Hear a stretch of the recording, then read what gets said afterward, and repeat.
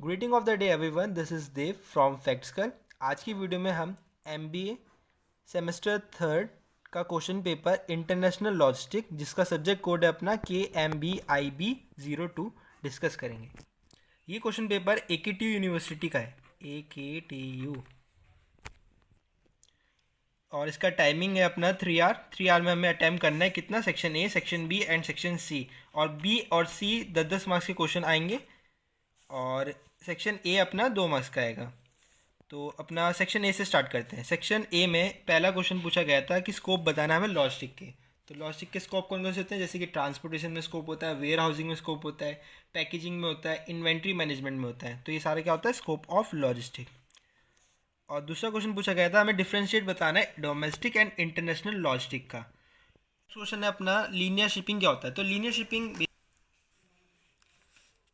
एक सर्विसेज होती है जिसमें हमारा शेड्यूल फिक्स होता है, फिक्स पोर्ट होता है, पोर्ट भी फिक्स होगा, शेड्यूल भी फिक्स होगा और रोटेशन भी फिक्स्ड होगा, और date of call advertise port का सेम होता है। अब नेक्स्ट क्वेश्चन पूछा गया है कि what is the meaning of chartering. तो चार्टरिंग इज एन एक्टिविटी, ये क्या है, एक एक्टिविटी है within this shipping industry whereby a ship owner hire out the use of their vessel to charterer. The contract between the party is called charter party.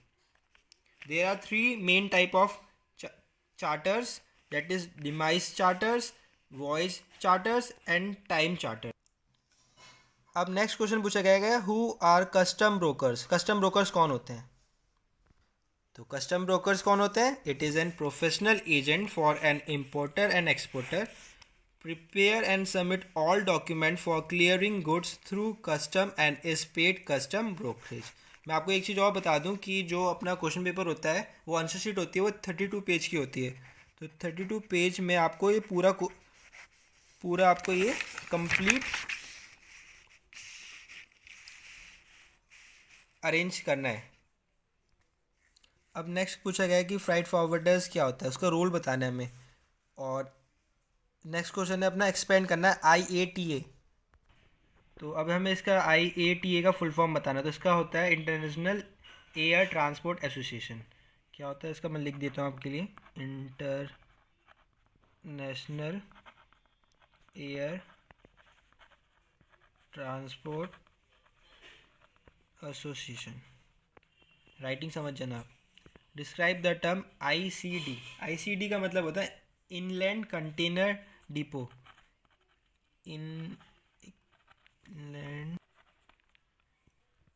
Inland container depot, ICD का full form ये होता है। और IATA का full form होता है international air transport association. अब next question पूछा गया है कि how supply chain performance can be measured. और उसके बाद पूछा गया है रिवर्स लॉजिस्टिक क्या होता है। ठीक है, मूव करते हैं सेक्शन बी में। 1 2 3 4 5 में से हमें 3 अटेंड करने हैं। तो हमने 3 कोई से भी अटेंड करने हैं और 5 क्वेश्चन दे रखे हैं। तो describe the role of logistic in competitive strategy. दूसरा पूछा गया illustration explain in detail the characterize of logistic outsourcing. And next explain the various component बताने हमें लॉजिस्टिक कॉस्ट के। उसके बाद पूछा गया है कि एयर ट्रांसपोर्ट क्या होता है, उसका कॉन्सेप्ट बताने और उसके बेनिफिट बताने हैं।